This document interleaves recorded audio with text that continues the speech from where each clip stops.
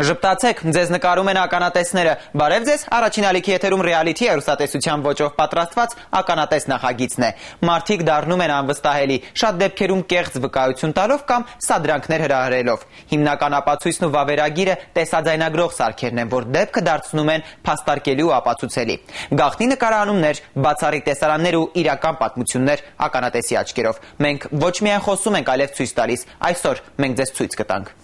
Հայտնի բանկերից մեկը չի պատրաստվում վերադարձնել հայտնի գիտնականի գումարը, փաստաթղթային քաշքշուկ ու կեղծումներ։ Մասին ենք խոսում են օլիմպիական խաղաղություն արտահայտող դեմքով։ Յուրաքանչյուր փաստաթղթի հիմքում կաշառակերությունն է, որտեղ է թաքնված կոռուպցիան։ Կոռուպցիային բուն արմատը սկսեց այնտեղից, որ իրենց ասում են, իրենք պետք է թուղթ ստորագրեն, քննիչի ձեռքով գրված ցուցմունք այդ կինը պետք է ստորագրի։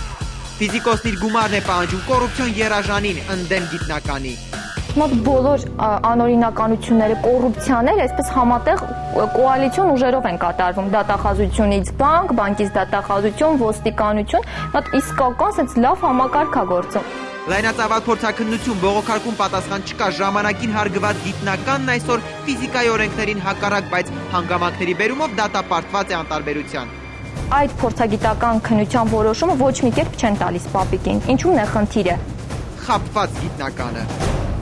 Հետաքրքիր են ոչ միայն ականատեսների հանդիպած պատմությունները, այլև հենց իրենք ականատեսները։ Քիչ հետո կլսեն գիտնականի մասին պատմող անհավանական պատմությունը, բայց մինչ այդ ավելի մոտիկից ծանոթանանք այսօրվա հերոսի հետ։ Ով է նա, այսօրվա ականատեսը։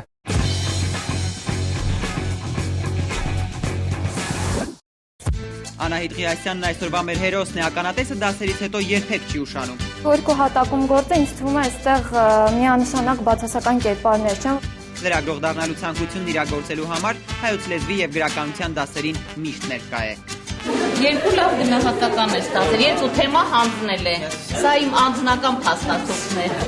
Խստապահանջ դասախոսը կարգապահ դրական գնահատական առայժմ չի նշանակում։ Քննություն չի հանձնել, բայց ես կարծում եմ, որ ինքը լավ ուսանող է, լավ էլ քննություն կհանձնի։ Ականատեսը դասերից հետո իր տեղը չի գտնում, այդքան էլ համակարգիչ չէ դասախոսի հետ։ Ես դե ասում եմ, ուզում ա դուր կա, ուզում ա դուր չկա, նենց որ ինձ թվում է նորմալ է։ Ի վերջո կարևորը գիտելիքն է, ականատեսն այս հարցում արդեն համոզվել է։ Փորձում եմ միշտ իմ կարծիքը հայտնեմ բան, բայց թեկուզ այս դեպքում ասենք ինքնատես ասում է լավ։ Չնայած նայած դասախոս, բայց չեմ դժգոհում։ Դասերից հետո գնահատականներից անկախ անհետաքրքիր է, բանասիրական ֆակուլտետում տղա չկա։ Այնքան անհետաքրքիր է, այդ հարցը ինձ շատ է ուզում, ասենք ոչ թե այն առումով, որ տղա չկա այդ բանը, այլ ուղղակի ասենք աղջիկներից մի քիչ ավելի դժվար է, ցանկացած հարցում, նախանձի։ Դասերից հետո անմիջապես շտապում եմ մեքենա վարելու դասընթացի։ Դեռ սիրում եմ ու ինձ թվում է նաև այս շրջանում արդեն անհրաժեշտություն է դարձել, թեկուզ գործի առումով, մեկ երեկոյան շատ ուշ եմ տուն գալիս ու ասենք շատ հաճախ այդ տաքսիները կամ երթուղայինները ու զուտ անհրաժեշտության առումով համար պատրաստվում եմ։ Առաջին փորձերն անհաջող են, հուսադրող է միայն այն, որ գոնե երկու հոգու բախտը բերես նկարահանման ժամանակ։ Ոնց որ դժվար է։ Լուրջ եմ ասում, թե երկու շաբթի ինչ եմ անելու, չգիտեմ։ Դե օրոքը չէ, ուղղակի ասենք, ինձ թվում է, որ գազ եմ տալիս, չէ։ Ինձ թվում է մի քիչ կամաց։ Պետք է դնես կոլին, որ նոր էս փաթ աշխատի, դու ամբողջ ոտը դնում ես գազի վրա։ Հրաձգությունը Անահիտի տարերքն է, որտեղ խղկում է կյանքի մասին իր կենսափիլիսոփայությունը։ Հատուկ ոչ մեկին չէ խփի, մենակ այն մարդուն, որը իմ մասին լավ բաներ է իմ առաջ ասում, բայց իրականում նենց վատ կարծիքի է իմ մասին, որ ահն։ Ականատեսին ավելի մոտիկից ծանոթանալու համար նախ բլից հարցեր։ Կարող եմ կյանքում, ասենք, կատակերգությունը դարձնել ողբերգություն, ողբերգությունն էլ կատակերգություն է, սենց մեծ հաշվով։ Երբեք չեմ ասի երբեք կյանքում, որտեվ ամեն ինչ էլ կարա լինի։ Իմ կարգախոսը հաղթում են միայն ուժեղները, որովհետև կյանքը թույլերի համար չի պարզապես։ Ինձ համար կարևոր է չդավաճանել սեփական սկզբունքներին, որովհետև ամենավատը անսկզբունքային մարդիկ են ինձ համար։ Կա չար եւ վատ մարդիկ, բայց ամենավատը նրանք են, անսկզբունքայինները։ Իմ տեղը ուրեմն եւի լավագույն վեպերի, լավագույն հերոսուհու տեղն ու դերը։ Ազատ ժամանակ փորձում եմ չունենալ, որովհետև կյանքը առաջ է գնում, պետքա միշտ ժամանակը լցնել ինչ-որ մի բանով։ Անահիտ Ղիասյան, 20 տարեկան, մեր ամենաէքստրեմալ ականատեսը։ Ավանների հատուցումը երաշխավորող հիմնադրամի հիմնական նպատակը օրենքով սահմանված ավանների հատուցման երաշխավորումն ու ավանդատուների շահերի պաշտպանությունն է։ Այս նույն հույսով Հրայր Ահարոնյանը Միացյալ Նահանգներից գումար է ուղարկում մորը, զուգահեռ տնտեսում է $2000 հատուկ կարևոր նպատակի համար։ Հրայր Ահարոնյանը գիտնական է մի շարք ռազմական զենքերի գյուտարար։ Նա գումարը տնտեսել է առաջիկա աշխատությունն ու նոր գյուտը առաջ մղելու համար, այնինչ բանկը այսօր չի վերադարձնում գիտնականի գումարը։ Ականատեսի աչքերով լսենք պատմությունը։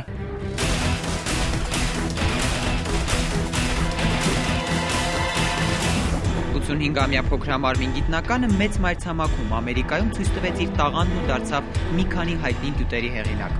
Գործերը լավ էին ընթանում ու որոշեց խնայողություններ անել։ Միացյալ Նահանգներից հայկական բանկերից մեկին փոխանցում է $2000, որը տարիներ հետո կոռուպցիոն ամենավառ դրսևորումներով անհետանում է։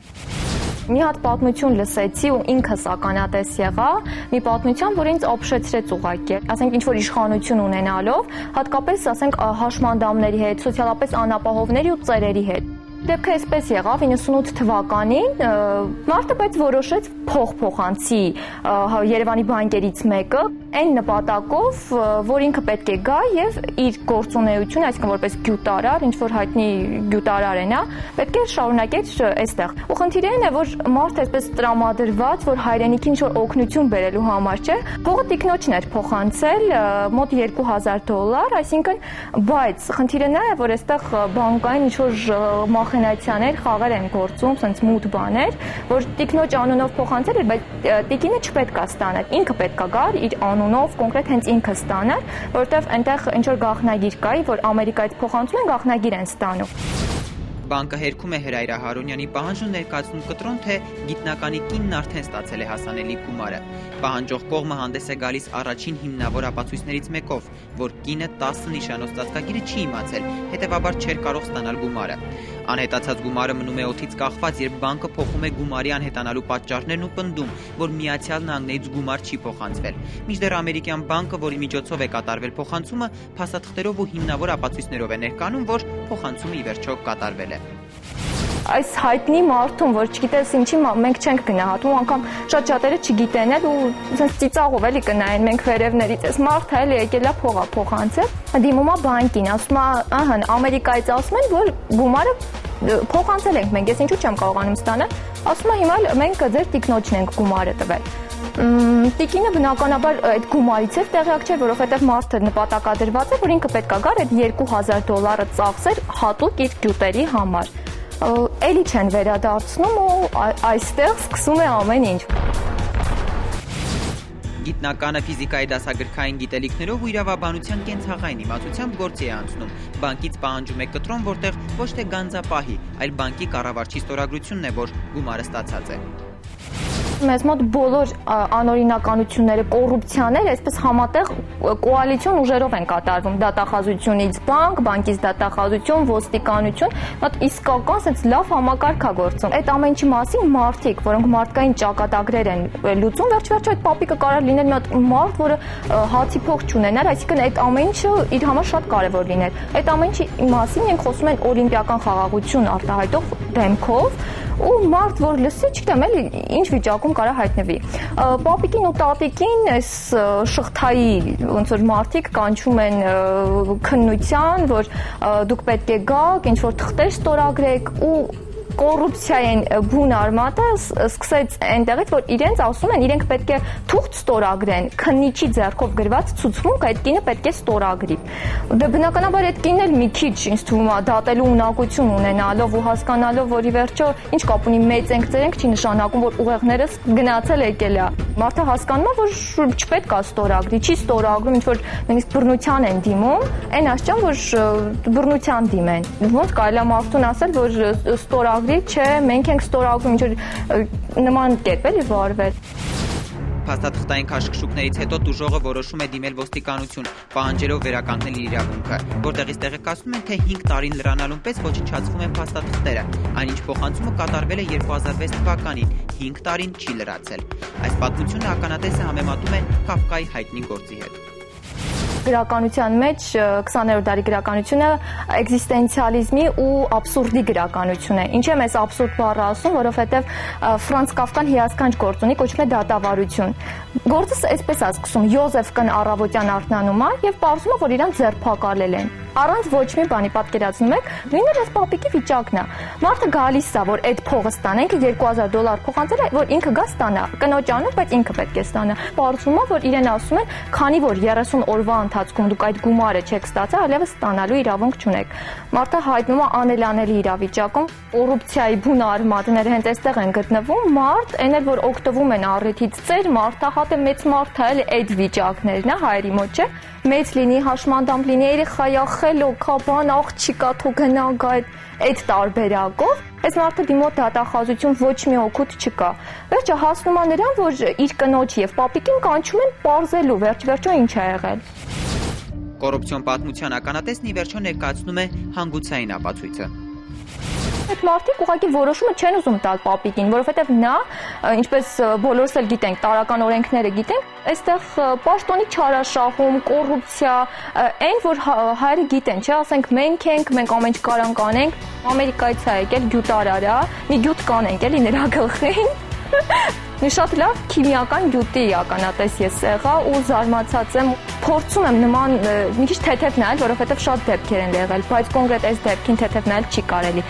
Աչքերը բաց պետք է նայել ու ականատեսի աչքով ամեն ինչին ճիշտ դիրքորոշում տալ։ Սունդուկյանի գործն էլ է հիասքանչ, չէ՞, Պեպոն։ Պեպոյի բարաթները տենց շարունակվելու են, գրվելու են ու չեն վճարվելու, ու տենց լավ բարաթներով երկիր ենք, էլի։